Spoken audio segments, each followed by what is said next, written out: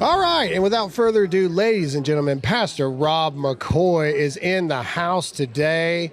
Thanks for being here, man. Oh, Graham, I wouldn't miss it. And you bless me. You came on my program when I was a penny looking for change. I still am. You're in the book of Who's Who. I'm in the book of Who's He. But thank you for including me on your program and all you do. No, man. So thank you for everything that you've done. And you know, obviously God's really worked with me a lot over the past several years now to realize, and the audience knows this, I've talked about it a lot. Yeah. Same job, different department. And what I mean by that is I realized through all my political things that I did and everything that politics or politicians or government wasn't the answer moving forward. Yeah. If we want to save this country, the only person that can save this country isn't a person at all. It's God. And so we've really shifted focus to more kingdom work, faith work stuff. And we've really, some people would call it flamethrowing. We've really called out a lot of pastors that did not and still aren't doing the right things through government mandates, et cetera. Yeah. But you, on the other hand, did the exact opposite, and you stood up in faith. So I want to hear your story a little bit about that and everything that you guys went through during the lockdowns, and then we'll go from there. Well, you're attributing it to faith. I just didn't want to be scoriated by you on the air, so that's why I'm just kidding you. No, that's a horrible thing. It's terrible. You know, pastors are peace-loving, and they're mistaken thinking that peace is the absence of conflict. Right. Peace is the absence of conflict. It's the presence of Christ in the midst of the conflict. We're contending with ideologies that seek to enslave man. And liberty's not man's idea, it's God's idea. Right. And he's come to set the captives free. So I didn't know the severity of the virus. Right. We would later come to realize 99.7% survival rate. Oh, yeah. And the last variant of COVID is going to be totalitarianism. But the idea is when we were in the midst of it and the governor decides that abortion clinics are essential. Right. And in California, we don't just rip the baby apart and flush the parts into the sewer system. We harvest their organs before we do that. I mean, it's horrible. We're dark. Horrible. And then AB 2223, which is 28 days after birth. I mean, it's terrible what's happening in that state. But my point is this. He said that the abortion clinics were essential, cannabis distributors, liquor stores, but the church wasn't. I didn't need any more than that. I know the First Amendment. Congress shall make no law respecting the establishment of religion nor prohibiting the free exercise thereof. That was a prohibitive clause given by our founders saying to the most powerful branch of government that they elected that held the purse strings, don't you dare get in the way of God and man and their relationship. Government doesn't have a role in that. Right. The purpose of government is to protect those inalienable rights. There's no virus that merits the suspension of our inalienable rights. So we opened.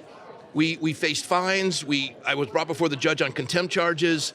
I mean, it was just on and on. It was just a circus. Yeah. And I didn't care. Right. And they said we're killing grandma and we're spreading. We're super spreaders. We weren't super spreaders of the virus. It was a super spreading of courage. Right.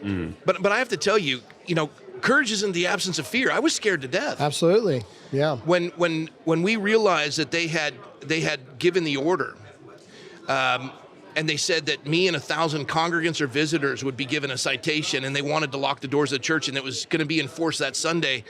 I was up at my in-laws' lake house, had a terrible pain in my shoulder. I've never felt it like that before. I didn't have any relaxation up there. I'm with my son-in-law who works at our church. My wife's up there, my kids. I didn't sleep at all. I'm going to fly back from the lake house to go to the service. Right. And at the airport, I call the attorney. And I said, look, I know you can't counsel me to break the law, but I need to know something. What will I lose if we open on Sunday? And I want you to just meticulously go through everything that's on the line. You'll lose your house, you lose a church, you're going to get this, and he goes all the way down. And I said, is there anything else? He had a couple more. I had a legal pad full of consequences that would happen when I violate this restraining order. Wow. I looked at it and I said, I'm intending to violate it. Will you defend me? He said, yes. I said, I got to make a call first. I called my wife. I said, honey, this is what we're up against. And she said, let's do it. My kids were thrilled. The staff was in. And then the last part is I called the landlord. I said, I got a fiduciary responsibility to you. He goes, we gave that building to the church a long time ago. Go kick their, and he used an expletive. Yeah. But the coolest one was the elders. I said, look, you guys are going to lose everything I'm going to lose. And there was 15 of them. I said, you get two options. Tomorrow I'm going to violate that restraining order, but it must be unanimous with all of you, because I can't live with myself allowing a governor to tell the church it's non-essential. But if it's not unanimous, there's an envelope in front of you. That's my resignation, and I understand. We're not going to be enemies. I'm good. I'll move on. Right. It was unanimous. We contended with them. Wow. You punch the bully in the nose, they go away. And the next thing you know, I'm in the news. We didn't do press releases or anything like that. And God opened the door for me to meet you, Graham, and then Charlie, and my son introduced me to you, and I would listen to you and watch these things as you're just inspiring people for liberty and for truth and for this gift God's given us in America. And it's not strange to me that your show has taken this direction, understanding that the source of liberty is the Lord. Absolutely. And I want to say thank you for challenging the pastors. And we're watching them come around. Yeah, no, I think so. And first of all, that story is incredible. And I know we could talk for 3 hours on that story alone. But, you know, we've been so inspired by your courage and everything because, unfortunately, I would argue 97% of churches did not do that. And still to this day, we are seeing what I like to call this woke Christianity overtaking our pastors and our churches. And by churches, I'm not talking about what the church actually is, which is the people. I'm talking about the building, the four walls, the infrastructure. What is the answer? And what I mean by that is, this is what I feel, and I'd love to get your idea. I feel that what is happening now is COVID and everything was a exposure of what was already there, the problems within churches, but it's also the awakening of people that don't necessarily fit the mold of what people think a pastor looks like or an evangelist looks like or a church planner looks like, etc. I feel like we're going to see a new generation of people stand up that don't look or sound or appear like the people that you would imagine it to be. I would love to hear your thoughts. I'm in agreement with you. We've started Turning Point Faith, where we're working with pastors and churches across the country, standing for liberty. Absolutely. And the idea is we've got Reformed 5-point Calvinists, we've got swinging from the chandelier Calvinists. Yeah. We got Anglicans, Catholics. I was raised Assemblies of God. There you go. Yeah. And you put us all in a room together. It's the porcupine theory, with pastors. You got a lot of great points. Keep them away from me. So getting pastors in a room together is hard to do to begin with. But this has been easy. We didn't even advertise the Pastor Summit in August, and we're already full. Yeah, wow. And here's the reason why. If we don't get liberty right, we're going to be arguing our theological differences from prison. Yeah, or in caves. Right. Yeah. and so these pastors are coming together, and it's a profound move of God. And Romans 11 is one of the ways that these churches are waking up, because Romans 11, we're provoking them to jealousy, meaning 21 years I've been doing the same thing. This isn't new to me. It's not like I changed my message. I've always done this. I let candidates speak in church. Yeah. I endorse them from the pulpit. Well, I send my sermon. That used to be the way things went. It should still be. Yeah. And we'll get through that. I know we have limited time, but here's the thing that happened. Our church exploded. We grew over 400%. We baptized more people in a year than the attendance of the church was a year ago. Wow. And these other churches are dying. Yeah. They're struggling. Yeah. And the more they double down with the vaccines and the woke stuff, people are leaving. Yeah. Because they see, everyone sees in the lamestream media that it's a narrative that they no longer believe. Yeah. And they're listening for truth. And the pulpit should be that place. Yeah. So they're gravitating to places that are contending with the narrative. Yeah. And that's why we're seeing all these alternative news sources explode and your show becoming so popular. And that's the same thing with the church. And this is the last thing. When our founders established this nation and declared who the sovereign of the country would be, first time in 6,000 years of recorded history, 246 years, this nation, a constitutional republic, declared in the preamble of the Constitution, we the people of the United States. The people are the sovereign. The founders knew that every king needs a counselor and every president needs a cabinet. Yeah. And so they gave the people a cabinet, counselors in the First Amendment, the freedom of the press, the freedom of the pulpit, the freedom of speech, and the freedom to peaceably assemble for a right of redress of grievances against the government. The press is to report the truth. The pulpits are to proclaim it, and the people are to live it. If the press is bought and the pulpits are silent, there's no counselors to the king, and we lose our way because liberty must be preserved. From the moral law comes civil law. The church is essential to the salvation and the protection of the republic. Absolutely. So, from a pastoral perspective, because I say this all the time, but to hear it from a pastor's lips, people that are listening right now, like myself even, the people that see what's going on, the people that, I've always lived my life where if something's broken, then I just need to go do it myself and fix it a better way. There's a lot of people right now that are frustrated with their churches because they see what's going on. They've now left. There's people that God is stirring something in their heart. Maybe that's to become a pastor. Maybe that's to become, a missionary. Maybe it's to become a church plant supporter, etc. From a pastoral perspective, what does that person that's being stirred by God right now need to do? How does a person that's like, man, this is wrong, I really feel like God's telling me to go do something, how does a person take those next steps? Well, the first thing I would say is glean from every program imaginable that speaks to your heart. That is true. So your show, Charlie Kirk, and you think, well, that's not scriptural. Truth is truth. Whatever things are true, whatever things are noble, whatever things are pure, meditate on these things. You have been stirred because you're seeing the contrast of enslavement. And God has come to set the captives free. What corner of the stretcher are you going to carry? And how is God going to use you in that capacity?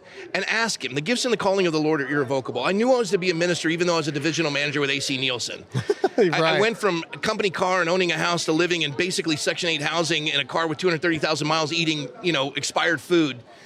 And that was where I got my BSD degree, the backside of the desert. But it was that season that equipped me to do what I'm doing. What I would say is the best training for ministry is just go do something. Get busy, engage in the process. You're more of a minister than you know. Even folks who are in the military, Romans 13, they're ministers of justice to execute wrath on those who would do evil. Those who are in law enforcement, the idea is in America, you govern by the consent of the people. And when you are elected or you hold office or you're military personnel, you swear to defend the Constitution because that Constitution is the only thing that protects us from the people who have the guns turning them on us, the sovereign. And that's why you have to dust it off and know the Constitution, know the Declaration, and read your Bible. God will speak to you. And then one of the things, you probably run into this, Romans 13.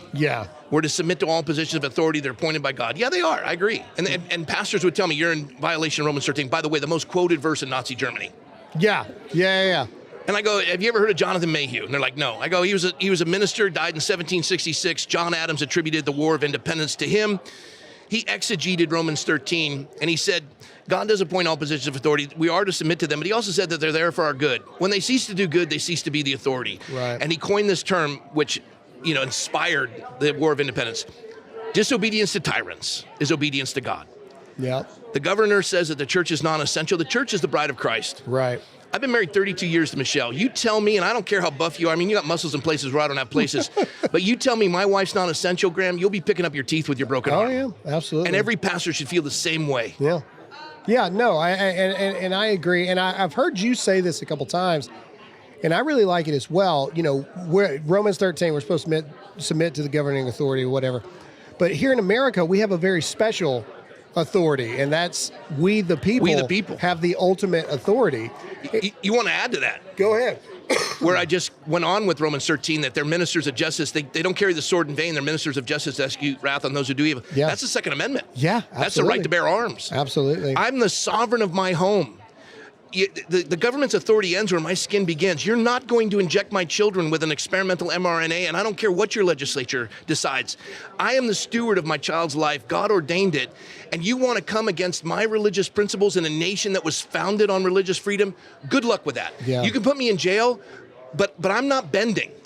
Because when the Apostle Paul in Galatians said, stand fast therefore in the liberty for which Christ has set you free, he wrote that in prison. Liberty's doing what's right. There's a lot of Bible verses that were written in prison. No, most of Paul's letters. Liberty is doing what's right. Freedom is having choices. You don't get choices till you apply liberty. And we have to be willing You got to look at that legal pad of all the consequences and be willing to take whatever they give us. Yeah. And once you realize it and you say, I don't care if I lose everything on that legal pad. Liberties to my children, my grandchildren is more important than anything. You're no longer afraid. And when you're no longer afraid, there's nothing they can do to you. You're free. I agree with that 100%. To end it out. Yeah. To pastors that may be listening, because they do. They write me all the time. Sure they do. What is advice to them? If you could give any, because I don't believe that all the pastors that haven't been standing up are bad people. No, they aren't. Not at all. Some of them, I think have lost their way, but I do think that there's a considerable amount of just fear with pastors. What would your advice be to those pastors? You're not a hireling. Yep. You're a shepherd. Yep. And God has called you not to a spirit of fear, but a power, love, and a sound mind.